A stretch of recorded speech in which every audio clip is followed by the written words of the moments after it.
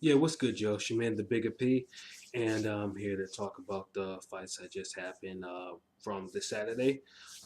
First, I want to talk about the fight that happened this afternoon, Carl Froch versus Groves. I don't know why I forgot the name for a minute. That fight, like I said, I thought it would be a good fight because it's one of, pretty much it's one of those.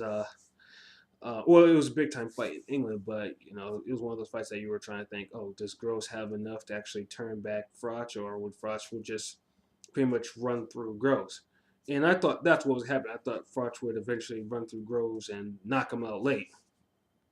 It happened, but it didn't happen in the way I expected it to happen. Courtesy of the first round, where of course it was almost immediately Groves had the advantage with the hand speed and the movement and the jab, and then near the end of the first round, he floored Froch with a monster right hand. See, I couldn't believe I saw that one because that right hand landed flush. I was like, oh my god, I thought we were about to see an upset because Carl got to his feet and he didn't know where he was. He didn't know where he was at. And I'm thinking to myself, okay, are we gonna see Carl Froch actually finished early?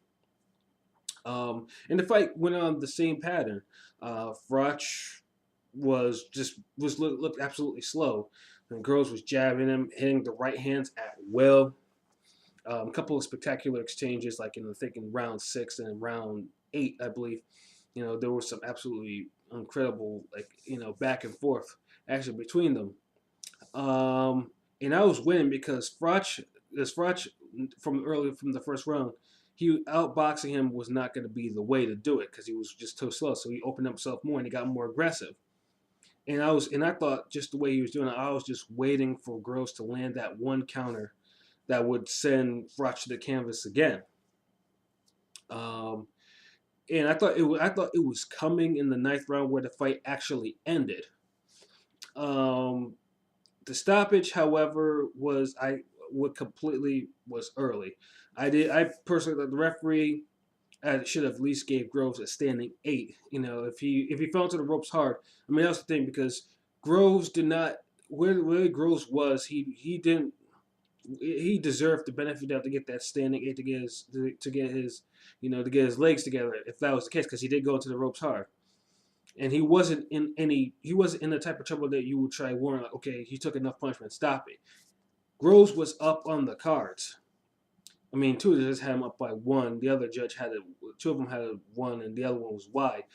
So he was in the fight. It wasn't like he was like losing. And that stoppage left a bad taste in my mouth because Gross. He was very cognizant of what happened. Like he almost immediately he was like his arms were like wide, like what the fuck, what happened. Um, I do have to. I give props to Carl Froch because he turned it up and he realized that he was probably going to lose this. He was probably going to lose this fight, and he was in a position to really seriously lose this fight. And he got an early Christmas gift this year. um, Yeah, but I felt for Gross, because he basically he outworked Froch and knocked him down and was on his way. And to be fair, it also this early stoppage also robbed Froch from actually possibly getting a cleaner stoppage, so there would be no doubt if the referee had to step in or Gross actually went down. It's at least they'll be in better position to stop the fight. But where it was stopped didn't sit well with me, and I definitely didn't sit well with the crowd, who pretty much booed every time Froch spoke, unless the exception of Froch actually saying that we need a rematch. And Froch is a funny guy. Like even when he gives compliments, he gives backhanded compliments. Like, and then he was doing that in his post-fight interview, and then after he just turned being a flat-out dick about it. And Groves was being as humble as he took that loss in stride.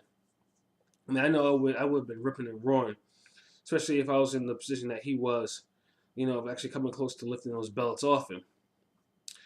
So most likely, do this, but there's no way that we're not going to see a rematch, um, barring anything like retirement or injury or whatever.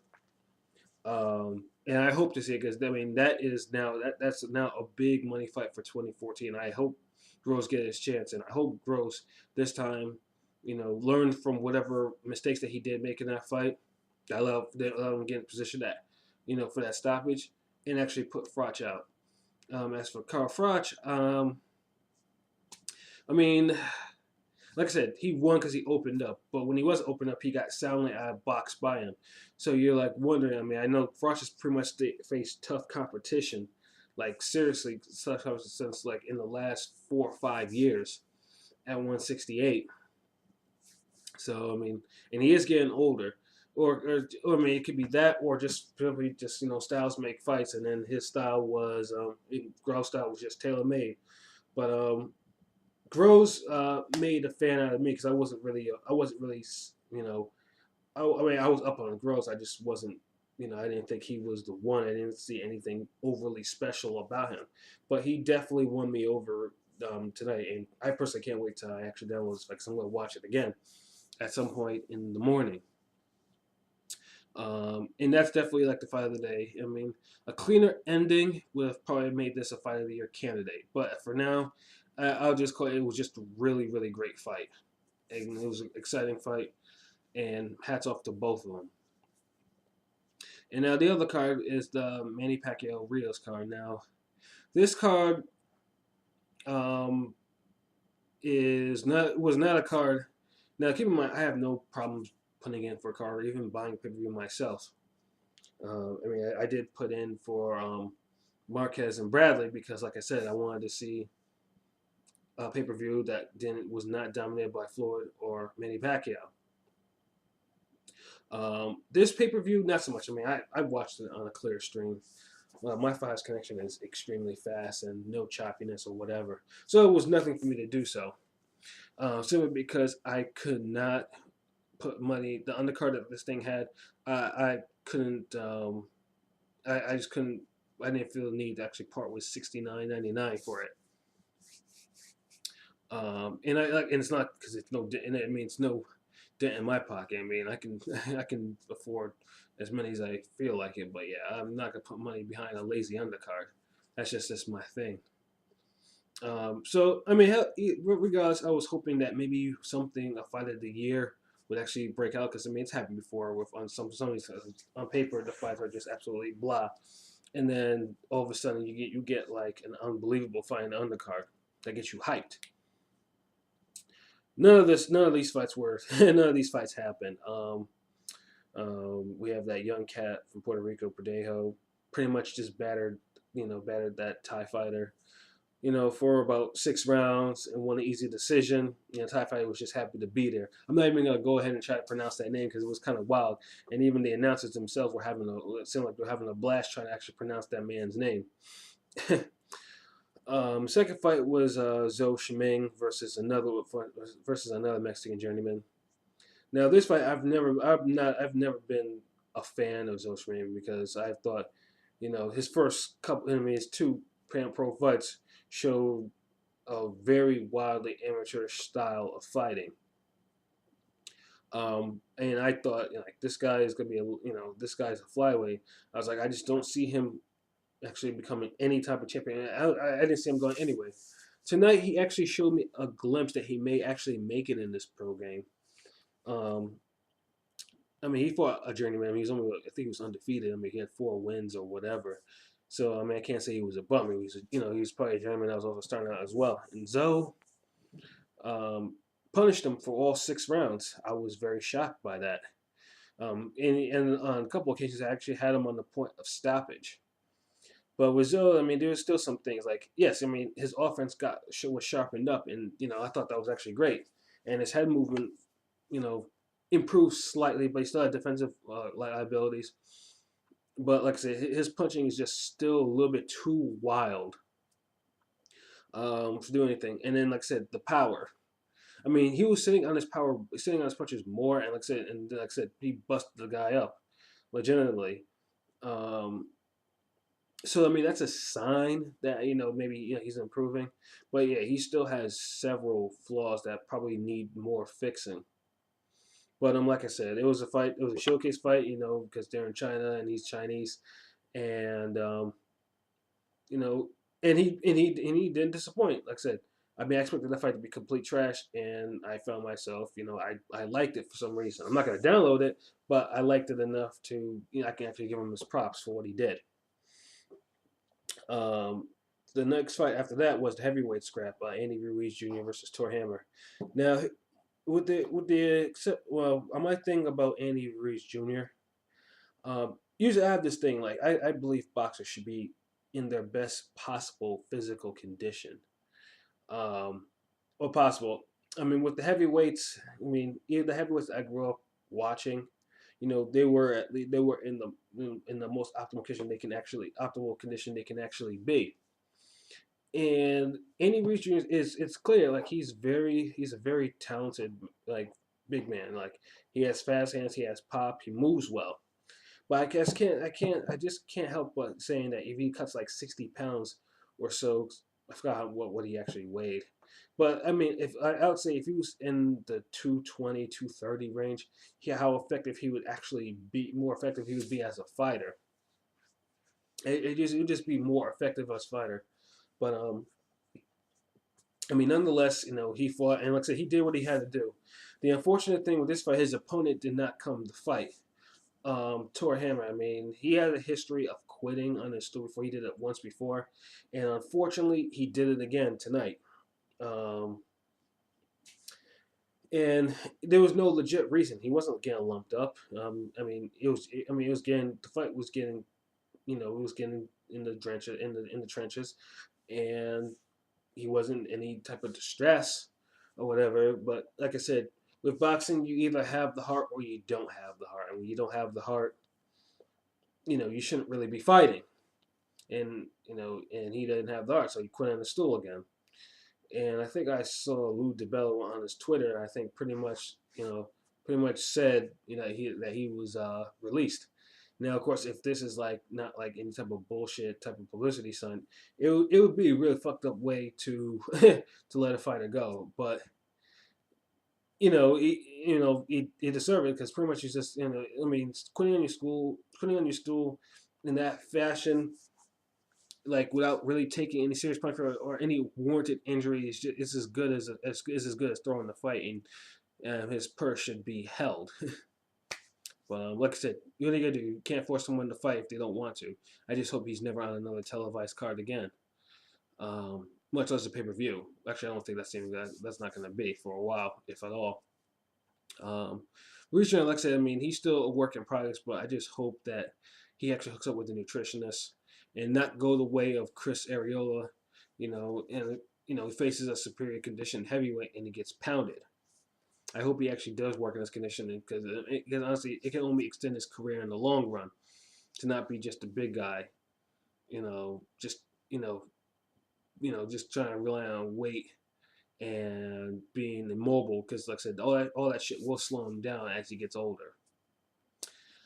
Um, the next fight was the Gradovich versus Dib rematch. Um, Now this fight, I actually had hopes for. This fight I wanted to see. I just didn't want to see it on a pay per view. Um, Gradovich, as for the most part, has turned me into a fan of his couple of fights. I'm a fan of his come straight forward style and his volume punching, non-stop punching. I like the pressure that he puts on people. And the fight that he took the belt from Dib was unexpected to me because I didn't. It was slightly unexpected to me, and it was a good win. I think they put it as a split decision, even though I thought it was bullshit. Now, why I wasn't a fan of this fight, besides the fact that it was on a pay per view, was the fact that I didn't think Dib did anything to warrant a rematch for this fight. Because after this fight, because Dib went to the hospital after that fight because he took an ass whooping in that fight. It was entertaining, but he took an ass whooping. His fight, he only fought one fight after this, and he fought against Mike Oliver, a fight that I was actually there for. I saw it. And he looked absolutely god awful. Mike Oliver is pretty much near shot as a fighter, and yet Dib struggled mightily with him to the point, like I said, I thought it was a flat out robbery that he actually won that fight. They gave him a majority decision. I thought he lost that fight. So the fact that he got a title shot after that piss poor performance even made it even aggravated me a little bit more. And the fight played out the way I expected.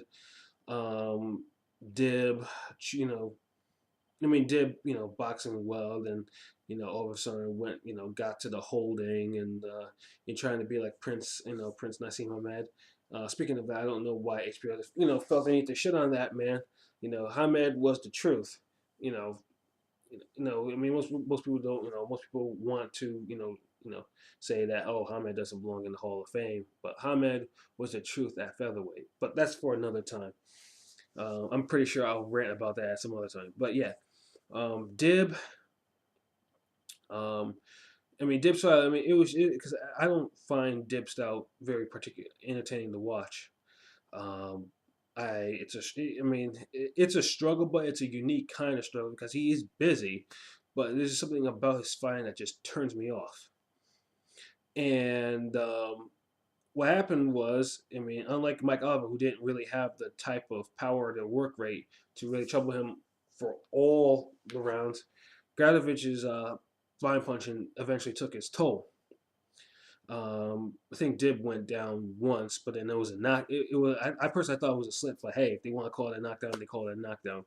But Gradovich this time around ended things in round 9. So it was a good win for Gradovich, and for Dib, it's another setback. Dib should now have a long way to go before he even sniffs a title shot again, and who knows if he'll have the desire to actually do so. Because like I said, if you have, Gradovich is a good fighter, and I expect him to be it. But if Dib could be troubled by a shot of Mike Oliver, and the division that he's actually in is a pretty competitive division, I just don't see Dib lasting for very long in that division unless he goes up or he goes down. But my hats off to Gradovich. He did what he had to do, and as for Dib, like I said, he has to really go back to the drawing board now because not even 50 being his promoter will save him. will save him this time. So we get to the main event, Manny Pacquiao versus Brandon Rios. The fight went out the way it went expected, from 1 to 12. Basic boxing. Wasn't anything. Manny didn't do anything special in the ring against Rios. He boxed a man. He didn't get drawn into a warfare, which is what Rios wants. And what Rios did in this fight, what didn't do in this fight that was complete fail, was have a plan B. If you're gonna box, Manny was boxing the man. He should have adapted, but all he did was just follow him around. He took punches, wild swings. Manny is a southpaw. The bane of a southpaw fighter, is a straight right hand. How many straight right hands did you see Rios actually throw in that fight? Not a whole lot. I don't think he maybe made 1 or 2. I may have to rewatch that again. But just simple, but Manny was able to pretty much control his fight just by simple boxing. It wasn't anything spectacular. It was just simple boxing, going in and out, blasting him with left hands, and it got to the end, and Rios, although says he likes to take pain, both his eyes were all swollen. Now, the one thing about Manny that probably did trouble me a little bit is I don't think the killer instinct. Now I would say Rios could have been really finished in the later rounds if he stepped on the gas, if he went really after the eyes, which were a perfect target. But I think it was just the fact that maybe Manny might have been still shell shocked from the KO, because it was aggressive enough to actually got him KO'd in the last Marquez fight, that he didn't really want to pull the trigger and didn't want to walk into a wild Rios right hand. So Pacquiao won a decision, a very clear decision, and where he goes right now at 147, I honestly don't know. The Bradley fight, Bradley doesn't sell pay-per-views. A 5th Marquez fight, Marquez doesn't want that. The only other fight would be with Floyd fight, but of course politics, even beyond the actual promoters. That's not going to happen. So it. I mean, you don't know really where he's going to go after this, but the Rios fight, I believe was a good confidence builder for him to get back in the swing of things, to get some rounds in, and to get and to look good, which he did. Like I say, it was just solid boxing, basic boxing, and he got the victory. As for Brandon Rios, it was disgraceful, really. I mean, first of all, he came into the ring as middle. I've always been on Brandon Rios. There's one thing that I hate is when fighters are not disciplined enough to maintain a way that they're effective at. And Rios at this point doesn't really belong at 147. I don't think so. And not only that, he looked big. He was in there at 160. Like, I'd rather have him drain and try to go back to go to 135 or stay at 140, than to fight at welter. Because pretty much, I mean, Rios was just a walking punching bag. Like, there was just nothing. He just taking left hands over and over and over again, and it was just like, he even said himself, people thought he was gonna be a punch bag. I'll show them. He didn't show them shit. He just walked around, took punches, wild swings, and just got worked from 1 to 12. If that was the plan that him and Garcia had to, banking on Pac being shell shocked, they should be ashamed of themselves because I mean, it really was a poor game plan, and they could have done so much more if they actually really, really trained and really had an actual plan. Um, Rios does not belong at 147. Rios needs to go back to 140. You know, if he can't make 135, that's fine. But he needs to go back at 140 and be effective there because I just don't see him being effective. Where does he go from here? He's lost to Alvarado. He's lost to Pacquiao. They'll give him. I'm pretty sure they'll probably give him a confidence builder, or hell, both Rios and Alvarado are coming off losses. Put them on a pay-per-view undercard for 2014, and guaranteed probably one of them will come out, finished as a fighter. But yeah, I was disappointed at Rios' performance. I expected him to be a lot more busy. I expected him to actually do adjustments. You think he would have learned from the Alvarado fight to make adjustments, or someone else make adjustments, but he didn't.